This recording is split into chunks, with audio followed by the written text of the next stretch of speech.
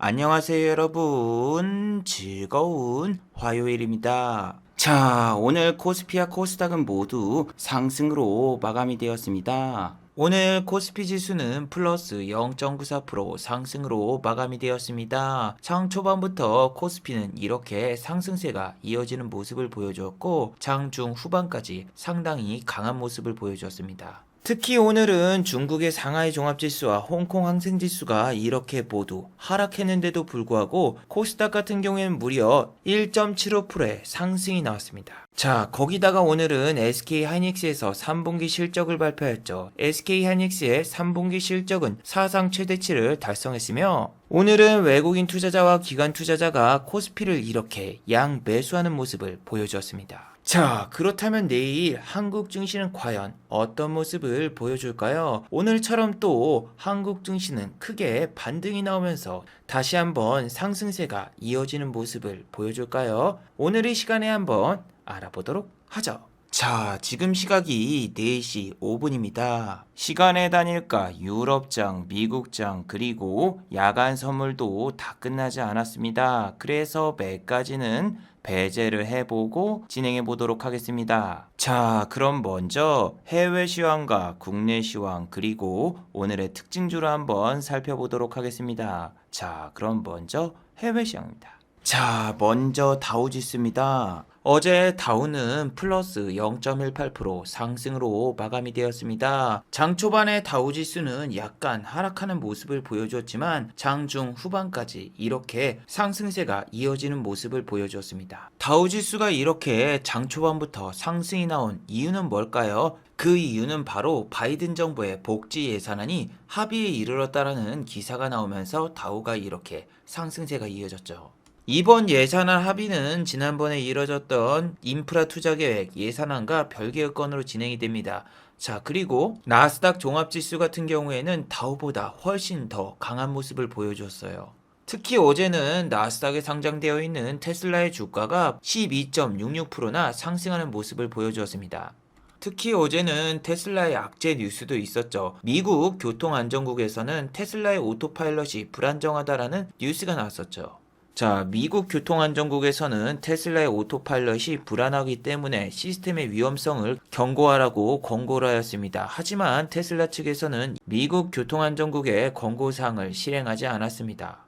그런데도 테슬라의 주가는 지난번 액면 분할하기 전 가격이죠. 다시 한번 $1,000를 넘어섰습니다. 도대체 테슬라가 어제 이렇게 급등이 나온 이유는 뭘까요? 그 이유는 바로 미국의 렌트카 업체죠. 허츠가 테슬라의 전기차를 10만 대를 구입하겠다라는 뉴스가 나오면서 테슬라의 주가가 이렇게 12%나 상승이 나왔죠. 자, 그렇다면 여러분 무슨 생각이 드나요? 테슬라 주가가 급등했다고? 그럼 오늘 테슬라 관련주 오늘 날아가겠구나 이렇게 생각하고 계시죠. 자, 그래서 테슬라 관련주 1등주죠. 세로닉스 같은 경우에는 장 초반부터서 어떤 모습을 보이고 있나요? 동시호가 잔량이 3만 주 정도가 쌓여있고 아침부터 갭을 어마어마하게 띄우려는 모습을 보여주고 있죠. 이건 LNF 역시 마찬가지였습니다. 장 초반부터서 4%대 상승이 나오려는 모습을 보여주고 있으며 시간의 잔량도 이렇게 쌓여 있었습니다.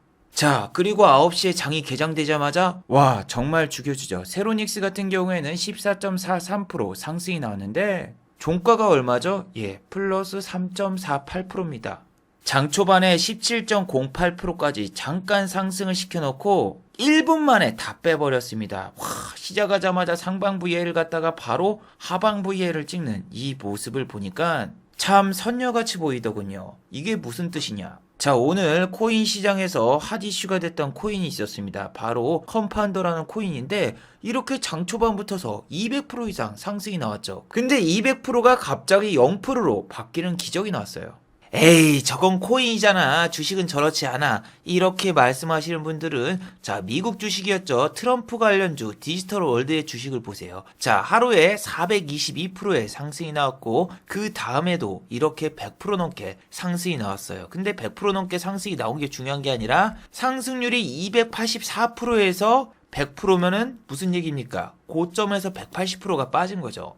자, 럼프형 관련주가 갑자기 이렇게 상승이 나온 이유는 참 웃깁니다. 바로 럼프형이 트위터라던가 혹은 페이스북에서 탈퇴를 당했기 때문에 본인이 직접 소셜 미디어를 만든다 이렇게 선언을 하면서 관련주들에 미칠 듯한 상승이 나왔는데 이것도 보세요. 자, 이번 주식은 235%까지 상승이 나왔다가 종가는 44%로 마감되었고 어제 같은 경우에도 69%가 올랐는데 종가는 플러스 6%로 마감이 되었습니다. 이런 걸 보다가 세로닉스를 봐봐요. 와, 다시 보니 선녀 같네. 고점에서 고작 9%밖에 안 뺐잖아. 세로닉스가 하락하니까 당연히 LNF 역시 이렇게 장중에 마이너스로 돌변하였습니다. 자, LNF 같은 경우에는 7%대 상승이 나왔다가 종가가 플러스 0.65% 상승으로 마감되었죠. 이렇게 주가가 상승이 나오자마자 바로 다 빼버린 경우가 오늘 너무 많았습니다. 예를 들면은 오늘 셀트리온 삼형제가 오르면서 제약과 바이오주가 상당히 강한 모습을 보여줬죠. 그것 때문에 HLB 생명과학과 HLB 같은 경우에도 장 초반에 상승이 나왔다가 이렇게 장중에 갑자기 마이너스로 돌변하였죠.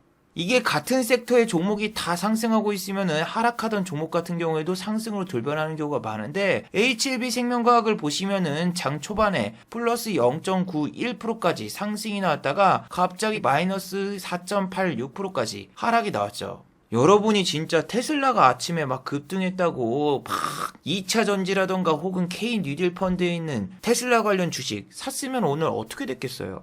자, 후성 보세요. 후성 같은 경우에는 K 뉴딜 지수에 편입이 되어 있기 때문에 관심을 가지고 계시는 개인 투자자분들도 상당히 많을 텐데 장 초반에 플러스 6.60%까지 상승이 났다가 종가가 마이너스 0.73%입니다. LNF와 세로닉스와 다르게 이 종목 같은 경우에는 15분 동안 이렇게 상승이 나왔다가 바로 급락이 나왔습니다. 후성을 개인 투자자분들이 빨려 들어갈 수밖에 없는 게 LNF하고 세로닉스가 내릴 때도 이 종목 같은 경우에 상승이 나오고 있었고 상승이 나오면서 프로그램 매수가 계속 증가를 하고 있어요. 어제 분명히 금융투자가 매수를 했고 최근에 금융투자가 이렇게 매수를 했으니까 오늘도 금융투자가 매수를 하는구나. 혹은 외국인 투자자가 지난번에 이렇게 많이 샀으니까 또 사는구나. 이게 착각을 하게 됩니다. 그런데 장 초반 10분에 이렇게 외국인 투자자든 기관 투자자든 프로그램으로 26만 주가 들어오는 걸 보면은 나쁘지 않구나 이렇게 생각을 합니다. 근데 프로그램이 매수에서 매도로 전환이 됐을 때는 무조건 익절을 하거나 대응을 해줘야 돼요. 왜냐면은 프로그램만 이렇게 매도가 나온 게 아니라 주가도 빠지면서 프로그램 매도가 나온 거잖아요. 그런데 여러분 저도 예전에 그랬지만 이게 여러분 익절을 하려고 해도 코스피라던가 코스닥 지수가 빠지질 않아. 그러면은 좀 더 홀딩하자 이러다가 망하는 경우가 많아요.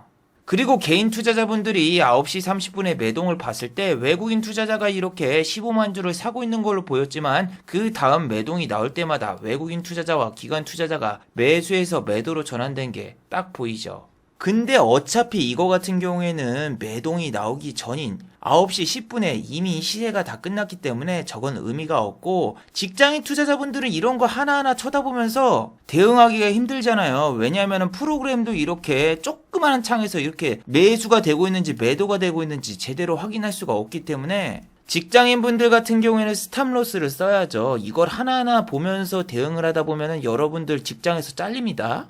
그런데 여러분 스탑로스에 대해서 자세히 알고 계시나요? 스탑로스는 투매가 나오거나 급락이 나오면 절대로 작동되지 않습니다. 시스템상 호가가 비어있거나 혹은 그 호가가 바로 깨져버릴 경우에는 작동이 되지 않습니다. 그리고 또 하방 VI에 걸릴 경우에는 호가를 점프하고 넘어가는 경우가 있기 때문에 이럴 때도 스탑로스가 작동이 안 돼요. 이게 무슨 얘기냐면은 본인이 만약에 10,000원이 깨지면은 스탑로스를 작동하게 만들어놨단 말이야. 근데 이 10,000원을 터치를 했을 경우에는 스탑로스가 작동이 되지만 갑자기 10,050원이 하방 VI 구간이었어요. 하방 VI 구간에서 3분 뒤에 그냥 호가를 점프하고 9,800원에서 시작을 해봐요. 그러면은 10,000원을 터치 안 하고 바로 넘어갔기 때문에 스탑로스가 작동이 안 돼요.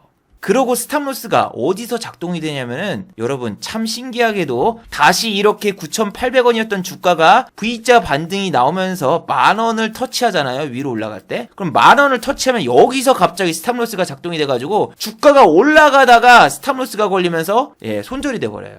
제가 직장 생활을 할 때까지만 해도 하방 VI가 없었기 때문에 저렇게 호가를 건너뛰는 게 거의 없었지만 스펙주라던가 혹은 소형주 같은 경우에는 호가 공백이 존재하기 때문에 이런 주식 같은 경우에는 스탑로스가 또 작동이 안 돼요.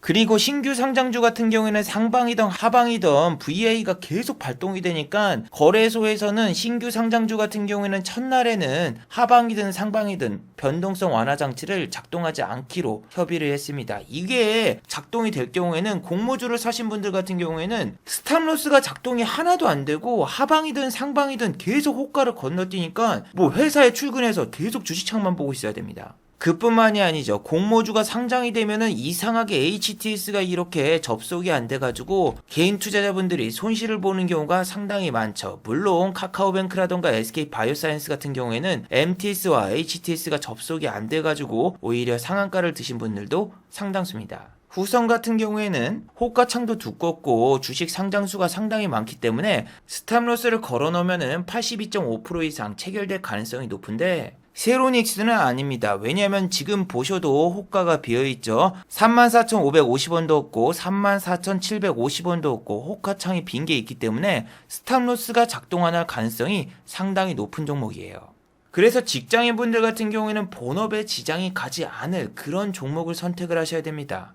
오늘 막 하한가 근처까지 갔던 플리토 같은 종목을 내가 직장인인데 샀어 봐봐. 이 종목 같은 경우에는 증백 종목이 아닙니다. 증거금 100 종목 같은 경우에는 보통 적자 기업이라던가 혹은 상장 폐지가 될 수 있는 위험한 종목들 같은 경우에는 증거금 100 종목인데 이 종목 같은 경우에도 영업이익과 당기 순이익이 매년 적자인데 이상하게 증100 종목이 아니더군요. 이 종목 같은 경우는 아침부터서 하방 VR을 찍고 호가를 그냥 건너뛰었기 때문에 스탑로스가 절대로 작동이 되지 않고 밑에 호가도 2주, 3주, 4주 이렇게 호가창이 얇아서 나중에 여러분들이 하락할 때 던지고 싶어도 던지지 못하는 상황이 발생하게 됩니다. 특히 비중이 크거나 혹은 내가 너무 많이 매수했을 경우에는 사주는 사람이 없어서 팔 수가 없죠. 사주는 사람이 없는데 팔 수가 없다. 전문 용어로 사주팔자라고 하죠. 직장인 분들이 만약에 이런 데서 이런 종목을 샀어. 근데 비중이 별로 안 돼. 근데 플리토 같은 경우에는 증거금 50이라서 미수도 되고 신용도 돼서 여러분들이 이런 경우가 발생할 수 있거든요. 예를 들면 내가 비중을 별로 싫지도 않았는데 이렇게 빵 하고 갑자기 올라갔어. 여기서 여기까지면 플러스 30% 이상 오른 거거든요. 근데 여기서 내가 팔지를 못하고 얘가 가다가 이렇게 쑥 빠져. 근데 내 평단이 여긴데 이 평단가로 다시 내려오잖아? 그럼 이쪽에서 와 춤의 찬스다! 하고 물 타거나 혹은 이런 데서 아 평단가 낮춰야지 하고 다시 사. 근데 주가가 더 내려가 봐. 그러면 여러분들은 회사 출근해가지고 맨날 배 아프다고 화장실 가가지고 MTS 맛 계속 쳐다보면서 업무에 지장을 주면서 여러분들의 삶이 페페로니 피자처럼 패패질 가능성이 높아요. 물론 이건 코스피 시가총액 1위부터 10위 아무거나 샀어도 어차피 계속 내렸기 때문에 여러분들이 결과는 똑같았겠지만 대형주 같은 경우에는 분명히 빠지면서 손절할 수 있는 기간이나 혹은 생각할 수 있는 기간을 많이 줬단 말이에요. 그런데 이렇게 1, 2주 동안 올랐던 상승분이 하루 만에 확 내려버리면은 보통 개인 투자자분들 같은 경우에 판단력이 흐려져서 손절을 하기보다는 오히려 물 타시는 분들이 상당히 많단 말이에요. 그리고 지금은 종목별로 거래량도 줄어들었고 코스피 코스닥 같은 경우에는 거래 대금이 너무나도 많이 줄어든 모습을 보여주었습니다. 어제 같은 경우에는 올해 기준으로 최저치의 거래량을 기록했는데 어제는 KT 인터넷 접속 장애 때문에 그럴 수밖에 없던 그런 상황이었죠. 자, 그런데 어제 이 영상을 보신 분들 다들 기억하고 계시죠? KT 인터넷 접속 장애가 생기기 전까지만 해도 외국인 투자자와 기관 투자자는 코스피와 코스닥을 이렇게 양매도를 했지만 서버 접속 장애가 생기면서 오히려 외국인과 기관은 거래량이 급락하자 그 틈에 외국인 투자자와 기관 투자자는 이렇게 코스피를 양매수하는 모습을 보여줬죠. 그래서 어제 영상에서 게임비를 비롯한 몇몇 종목 같은 경우에는 이게 서버 접속 장애만 없었어도 개인 투자자분들의 거래가 붙으면서 무조건 올라갔을 거다 이렇게 말을 했었죠. 개인 투자자분들 같은 경우에는 뭐 11선이든 8일선이든 15일선이든 21선이든 이런 차트 매매를 하는데 이런 선이 닿았을 때 개인 투자자분들의 매수가 들어와야 되는 그런 타이밍에 서버 접속 에러가 나와서 상승이 나오긴커녕 오히려 하락이 나왔다. 오늘 보세요. 게임빌 반등 나왔죠. 플러스 5.51% 상승으로 마감된 게임빌은 장중에 몇 프로까지 올랐습니까? 예, 플러스 7.72%까지 상승이 나왔습니다. 자, 장중에 보시면은 게임빌 같은 경우에는 68,400원까지 올라왔습니다. 자, 그런데 여러분, 저는 말로 떠들질 않습니다. 이게 이렇게 해서 더 올라갈 수 있었습니다. 그런데 이거는 거래량이 죽어서 못 올라간 겁니다. 제가 그 이론을 직접 증명해 보이기 위해서 게임비를 직접 매도를 했습니다. 얼마에 팔았다? 68,100원! 오늘 최고점 근처에서 바로 매도를 했습니다. 이게 여러분 주식은 심리전입니다. 자, 비트코인 가격 같은 경우에는 어제 2%에서 3%가량 반등이 나왔으며 아침에 게임주 위메이드를 보세요. 14.30%나 상승이 나오고 있죠. 그래서 게임빌 같은 경우에는 낙폭 과대에다가 게임주가 상승이 나오고 있고 비트코인 상승이 나오고 있다. 이 세 개의 종합적인 요인이 모이면서 상승이 나올 수밖에 없던 그런 구조였죠. 중요한 거는 이제 익절 라인 선정인데 익절 라인 선정 같은 경우에는 대부분 5일선에 올라오면은 개인분들이 다시 매수를 하려고 하는 그런 습성이 있지만 저는 오늘 무조건 7만원을 못 넣는다고 생각을 했습니다. 왜냐하면은 오늘 장 초반에 마이너스 5%까지 빠졌다가 7%가 올라온 거라서 상승분은 이미 거의 다 나왔다고 보고 같은 게임주였죠. 대부 시스터즈 처음에 이렇게 급락이 나와서 반등이 나왔을 때 게임빌과 똑같습니다. 마이너스 7%까지 빠졌다가 플러스 7.46%까지 반등. 즉 게임빌의 상승 여력은 10% 미만이면 7만원을 돌파하지 못할 것이다. 그리고 위메이드가 내리면은 게임빌 역시 따라서 같이 내릴 가능성이 높습니다. 이 이야기 역시 어제 영상에서 여러분들께 살짝 말씀을 드렸잖아요. 이렇게 대부 시스터즈가 반등이 분명히 1시간, 2시간가량 나왔었다. 그런데 게임빌은 그 시간이 실종이 되었다. 게임빌 같은 경우에는 프로그램 매도가 이렇게 나오기 때문에 개인 투자자분들이 약간 무서워서 못하신 분도 있겠지만 게임빌 같은 경우에는 프로그램 매수가 들어온다고 해서 주가가 꼭 오르는 종목이 아니거든요. 프로그램 매수가 들어온다, 주가가 오른다, 이렇게 주식이 쉬울 일이 없잖아요.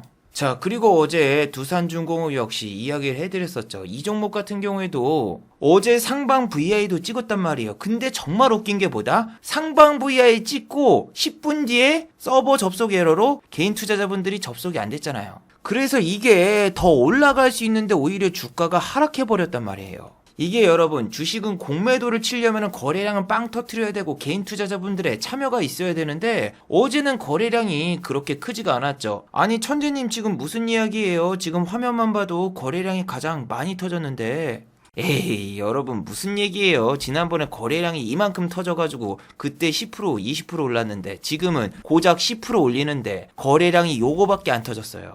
자, 코스닥 거래대금 보세요. 지금 올해 들어서 역대 최저치잖아요. 어제 공매도 작업도 제대로 못 쳤는데 개인 투자자분들 더 들어오게 만들기 위해서라도 두산중공업은 오늘 거래량을 터뜨리거나 혹은 상승을 시켜야죠. 그래서 오늘 두산중공업이 이렇게 하락이 나올 때 밑에서 매수를 했습니다. 아니 이렇게 주가가 밑으로 빠지면서 음봉이라던가 혹은 장중에 마이너스일 때 사야지 이렇게 고점에서 추격 매수를 해버리면은 오늘 같은 날에도 그냥 두산중공업에 물려버리는 것밖에 되질 않습니다. 그리고 이것도 그렇게 빠른 종목은 아니었지만 어제 영상에서 엔터주 같은 경우에도 말씀드렸잖아요. 그렇게 상승폭은 크지 않은데 조금씩 우상향을 하고 있다. 자, 엔터주 같은 경우에 오늘 정말 대박이었죠. YG 엔터테인먼트 같은 경우에는 6.62% 상승이 나왔습니다. 자, YG 엔터테인먼트라던가 JYP 같은 경우에는 공략할 구간이 어느 정도 있었습니다. 그냥 확 무지성으로 오르는 게 아니라 중간중간에 올렸다 뺐다 굴곡이 있었고 중간에 잠깐 쉬어가기도 했기 때문에 중간중간에 매수해서 수익을 낼 수 있는 구간은 분명히 있었습니다. 제가 지난 영상에서 이런 종목 같은 경우에는 절대 매수를 하지 않는다. 28%가 올랐어도 이렇게 단 10분 혹은 20분 만에 순식간에 20 몇 프로 올려버린 종목은 상방을 찍자마자 바로 하방 VI를 찍을 수 있기 때문에 매수 매도가 거의 불가능하다 말씀을 드렸죠. 오늘 엔터주 같은 경우에는 하이브 주가가 크게 상승하면서 전체 시장이 움직였죠. 하이브 같은 경우에는 두나무가 투자를 한다라는 뉴스가 나오면서 오늘 급등이 나왔습니다. 와, 하이브 같은 경우에는 드디어 34만원의 벽을 넘었습니다. 지난번 MSCI 지수에 편입된다 뉴스 띄워놓고 다시 뺐다가 올린 척했다가 뺐다가 다시 이번에 올라왔는데 더 무서운 게 뭐다? 와, 지난번에 하이브가 상장이 처음 됐을 때 상한가에서 시작을 했거든요. 근데 상한가에서 시작하자마자 바로 밑으로 쭉 추락을 했는데 아직도 그때 가격을 돌파하지 못했네요. 아니, 여기 펜트하우스에 거주하고 계신 분들은 진짜 내일 하이브의 주가가 무조건 오르길 바랄 텐데, 아니, 장 끝난 다음에 하이브에서 공시가 나왔는데 전환사채 발행과 두나무 투자는 아직까지 결정된 바가 없다라는 기사가 나왔네요. 아니, 이게 왜 장마감하기 2분 전에 이런 기사가 나왔을까요? 그래서 자, 하이브 같은 경우에 혹시라도 시간의 단일가에서 하락을 했을까 살펴보니까 짠! 하락은 나오지 않았습니다. 살짝 장 초반에 하락하다가 종가에는 이렇게 보합으로 마무리가 되었어요. 자, 그리고 공시를 자세히 살펴보시면 한 달 이내에 재공시를 하겠습니다. 사업령 강화를 위해서 다양한 방안으로 검토 중이기 때문에 그렇게 나쁜 뉴스는 아닙니다. 그리고 펜트하우스에 얼마만큼 거주가 돼 있나 여러분들께 보여드리려고 했는데 유안타가 기능이 점점 구려지고 있네요. 250일밖에 매동이 보이질 않네. 이게 다른 증권사 같은 경우에는 매동을 3년치까지 볼 수 있는데 유안타 같은 경우에는 고작 2년치도 볼 수가 없네요. 자, 10월 15일 날 하이브가 상장된 다음에 외국인과 기관이 이렇게 주구장창 던졌기 때문에 외국인과 기관이 판 수량을 더하면은 개인이 매수한 수량이죠. 자, 그래서 물려 계신 분들이 하도 많으니까 하이브의 주가가 올라갈 때마다 개인 투자자분들은 팔 수밖에 없습니다. 왜? 펜트하우스에서 1년 넘게 거주하니까 전망이 너무 좋아서 다른 분들에게 양도해 드리려고. 제가 여러분 최근에 해외 주식과 한국 주식을 비교하면서 얼마만큼 주가가 변동이 있었나를 알려드리고 있죠. 근데 영상을 보셔도 아시다시피 해외 주식 같은 경우에는 기간 조정을 줘도 개인이 버틸 수 있을 만큼 뺍니다. 근데 한국 같은 경우에는 진짜 죽을 때만큼 빼고 죽으려고 하니까 그 다음에 올린다. 그리고 주가를 올려줘도 상승이 나오는 게 아니라 어느 정도만 상승이 나오지 결국 주가는 하락하는 경우가 많다. 애플 같은 경우에도 애플 관련주는 한국에서 마이너스 38%가 3년 동안 빠졌습니다. 하지만 정작 애플의 주가는 3년 동안 180%가 오르고 말았죠. 하이브, 과거의 빅히트죠. 빅히트 같은 경우는 무슨 상장하자마자 하한가로 내려가더니 그 다음에 주가가 어떻게 됐어요? 일주일 지나니까 반토막이 났고 여기서 끝인 줄 알았는데 더 내려가. 30만원짜리 주식이 13만 9천원이 됐어. 그런데 빅히트 처음 상장할 때 사람들이 다 따상 혹은 따상상 3연상이 갈 것이다 이렇게 기사를 다 꼬셔놓고 개인분들이 어마어마하게 매수했잖아요. 그래서 지금까지 고통의 시간을 보내고 계신 개인 투자자분들이 상당히 많은데 여러분 이런 경우도 나올 수가 있어요. 포스코 같은 경우에는 76만원짜리 주식이었습니다. 리먼 사태가 터지면서 약간의 조정을 줬고 그 다음에는 완전히 개박살나면서 20만원까지 내려갔었습니다. 근데 2008년도에 물리신 분들은 2009년도에 탈출할 구조선이 왔었어요. 여기서 조금 더 가겠지라고 생각하고 익절을 안 했으면 어떻게 됐다? 그 다음 연도부터서 쭉 빠지더니 10만원대까지 가버립니다. 그래서 여러분들이 크게 물렸다가 탈출할 기회가 오면은 탈출하는 게 제일로 좋습니다. 자기가 팔고 날아간다? 근데 그거는 상관없잖아. 어차피 본인이 익절했으니까. 근데 본인이 탈출 기회를 줬는데도 안 나가고 다시 마이너스 혹은 더 큰 마이너스로 전환된다? 그럼 그 상실감은 이루 말할 수가 없어요. 자, 그리고 오늘 SK 하이닉스에서는 실적을 발표했습니다. 실적 발표 후에 SK 하이닉스는 2%대 상승으로 마감이 되었는데 SK 하이닉스는 3분기 역대 최고의 실적이 나왔습니다.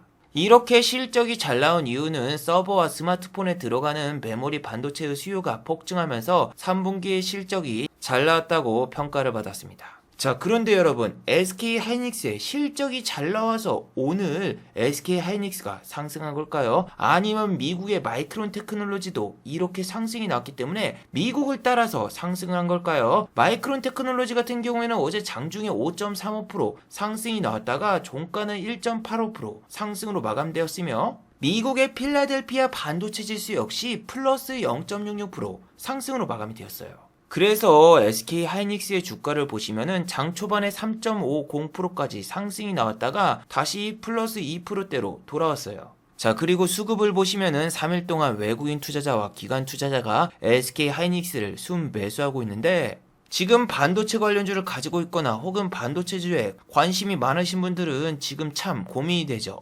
SK 하이닉스 3일 동안 저렇게 외국인과 기관이 사고 반등이 나오네? 실적도 잘 나왔는데? 지금 매수해볼까? 자, 그런데 개인 투자자분들은 고민될 수밖에 없죠. 자, 8월 17일 날 SK 하이닉스 사상 최대의 실적을 자랑했는데 그때도 SK 하이닉스가 실적이 발표된 다음에 이렇게 3일 동안 올랐어. 발표되기 전부터 발표된 날까지. 심지어 그때랑 지금이랑 주가도 똑같아요. SK 하이닉스는 9만 원대까지 깨졌다가 실적이 발표된 다음에 다시 10만 원 초반대로 돌아왔어요. 지난 실적 발표 시즌 때 SK 하이닉스를 매수하신 분들은 계속 물렸다가 이번에 탈출 기회, 약 본절에 나올 수 있는 기회가 왔습니다.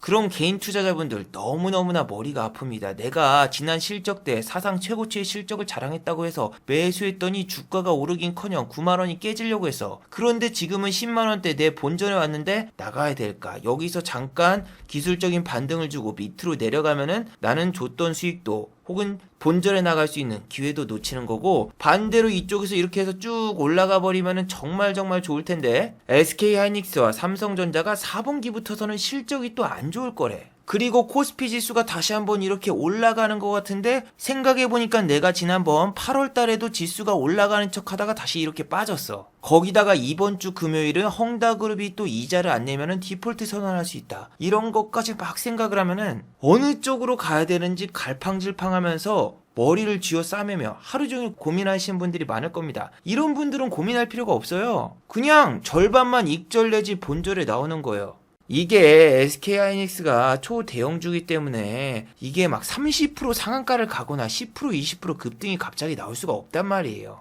그렇다면 너무나 쉽잖아요. 절반을 익절을 한 다음에 추세를 보면서 물을 타던가 불을 타던가 선택을 다시 하면 되죠.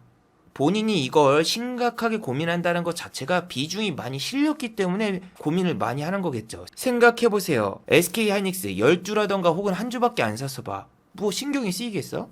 자, 그리고 오늘 같은 경우에는 상하이 종합지수와 홍콩 항생지수 둘 다 내렸는데도 불구하고 한국의 코스피와 코스닥은 상승으로 마무리가 되었죠. 오늘 같은 경우에는 외국인 투자자와 기관 투자자가 코스피와 코스닥을 둘 다 양매수를 했고, 오늘도 코스피를 대량으로 매수한 기관 투자자는 바로 금융투자죠. 자, 금융투자가 지금 이렇게 월말에 매수를 하는 이유는 금융투자에서는 BBIG, K-뉴딜지수 펀드와 소부장 펀드의 수익률을 관리하기 위해서 매수해주는 것도 있고, 코스피 지수를 3000선을 유지해주기 위해서 지금 매수에 동참하고 있죠. 하지만 금융투자 같은 경우에는 분명히 11월 11일 빼빼로데이죠. 옵션 만기일 전으로 매도가 나올 가능성이 높기 때문에 우리는 외국인 투자자의 수급이 제일로 중요하죠. 자, 오늘 같은 경우에는 외국인 투자자가 코스피를 이렇게 순매수했으며 코스닥 같은 경우에도 이렇게 순매수를 했죠. 그런데 여러분, 코스피든 코스닥이든 오늘 주도주라고 생각되는 종목이라던가 주도주라고 파악되는 그런 섹터가 있었나요? 아침에 셀트리온 그리고 삼성바이오로직스 그리고 제약과 바이오주가 오르면서 코스닥 지수가 이렇게 1.75%나 상승이 나왔어도 거래 대금을 보시면은 평소보다 훨씬 더 적죠. 제약과 바이오 종목 같은 경우에는 한국 BNC를 포함한 몇몇 종목이 상승이 나오면서 11시에서 12시 부근에 이렇게 슈팅이 나왔다가 다시 이렇게 쫄쫄이 빠지는 모습이 계속되었습니다. 자, 서린바이오 같은 경우에는 장중에 이렇게 17.51%가 상승했다가 종가가 5.47%로 마감되었으며, 일신바이오 같은 경우에는 9%까지 상승을 시켜놓고 종가는 플러스 0.79% 상승으로 마감이 되었어요. 아니, 이런 종목 같은 경우에는 지금 주가가 반토막이 났잖아요. 고점 대비해서. 한 번쯤 개인들을 꼬시기 위해서라도 요런 데서 양봉을 뽑아내면서 조금이라도 올릴 수 있는데도 안 올리고 잠깐 치고 바로 빼버리더군요. 이게 예전에는 제약과 바이오 종목이 쫄쫄이로 빼다가 한 번 올려주고 이틀 정도 상승시켜놓고 윗꼬리를 만들면서 이렇게 내려가다가 한 번 올리고 또 내려가다가 상한가 보내고 올리는 척하면서 계속 윗꼬리를 만들면서 개인을 꼬시는 게 주특기인 종목들이 많았는데, 지금은 물량 테스트하는 종목들이 상당히 많은 것 같아요. 서린바이오 같은 경우에도 지난번 고점이 27,150원인데 오늘 같은 경우에는 26,850원까지만 올리고 바로 빼버렸어. 이건 셀트리온 제약과 셀트리온 그리고 셀트리온 헬스케어, 셀트리온 삼형제도 마찬가지였죠. 셀트리온 제약도 지난번 고점이 127,300원인데 오늘 같은 경우에도 딱 125,700원까지 올려놓고 더 이상 안 올렸고, 셀트리온도 보시면은 225,500원이 지난번 고점인데 딱 222,500원까지 올려놓고 더 이상 안 올리더군요. 저라면은 제약가 바이오 종목을 올려야지 코스닥 지수가 많이 오르기 때문에 제약가 바이오 종목을 하루 이틀 정도 더 상승시킬 수도 있다라고 보는데, 장기적으로는 조정을 더 줘야 되지 않을까 이런 생각을 합니다. 한국 BNC 같은 경우에는 고작 기간 조정이 아직 한 달도 안 나왔는데 잠깐 이렇게 반등이 나왔는데 설마 여기서 이렇게 올라간다? 그건 거의 힘들고 잠깐 요런데 터치하면서 위로 꼬시다가 빼지 않을까 이런 생각이 들더군요. 오늘은 정말 장이 상한가를 가는 종목도 거의 없고, 상한가를 가도 이렇게 동시호가 때 상한가를 말거나 혹은 거래정지 종목이 이렇게 고점 대비해서 반토막 이상 난 다음에 상한가를 가는 그런 현상밖에 나오지 않아서 아직까지 코스피든 코스닥이든 방향성이 제대로 나온 것 같지가 않습니다. 오늘 같은 경우에는 미장이라던가 유럽 증시가 그렇게 나쁘지도 않고 양호한 모습을 보일 것 같은데, 내일은 과연 한국 증시가 어떤 섹터가 움직이고 얼마만큼 오른가 잘 한번 지켜보도록 하죠. 자, 마지막으로 한번 정리해 보도록 하겠습니다. 1번, SK하이닉스의 실적은 역대급이었습니다. 실적 발표 후 SK하이닉스는 2% 정도의 상승이 나왔습니다. 하지만 전날 미국의 마이크론 테크놀로지도 역시 2% 정도의 상승이 나왔죠. 거기다가 필라델피아 반도체 지수 역시 상승이 나왔기 때문에 SK하이닉스의 주가가 오늘 상승이 나온 이유는 단순하게 SK하이닉스가 실적이 좋아서보다는 전 세계적으로 반도체주들이 크게 상승이 나와서입니다. 자, 그래서 SK하이닉스의 상승이 계속 나오기 위해서는 미국의 반도체 주식들이 똑같이 상승이 나와야 되니 이 점을 꼭 주의하시길 바랍니다. 자, 두 번째는 변동성이 큰 종목들을 주의하시기 바랍니다. 오늘 플리토처럼 2주 동안 상승했던 상승분을 단 하루 만에 반납하는 종목들이 상당히 많습니다. 이런 종목들 같은 경우에는 직장인분들이 대응하기도 힘들기 때문에 여러분들이 너무 주식 발행수가 적거나 혹은 호가창이 얇은 종목들은 피하시길 바래요. 자, 유튜브 광고도 끝까지 시청해주시면 정말로 고맙겠고, 좋아요와 구독하기도 많이 눌러주시면 정말로 고맙겠습니다. 아, 그리고 또 어제 생방송 전에 저를 후원해주신 정말 고마운 분들이 계셨네요. 네, 제 유튜브 영상 밑에 있는 투네이션 후원하기 버튼을 눌러주시면 저를 후원해주실 수 있는데, 아, 제가 착각했네요. 오늘은 후원해주신 분이 아무도 안 계셨습니다. 자, 다들 수고하셨고 즐거운 평일 되시기 바랍니다. 다들 수고하셨습니다.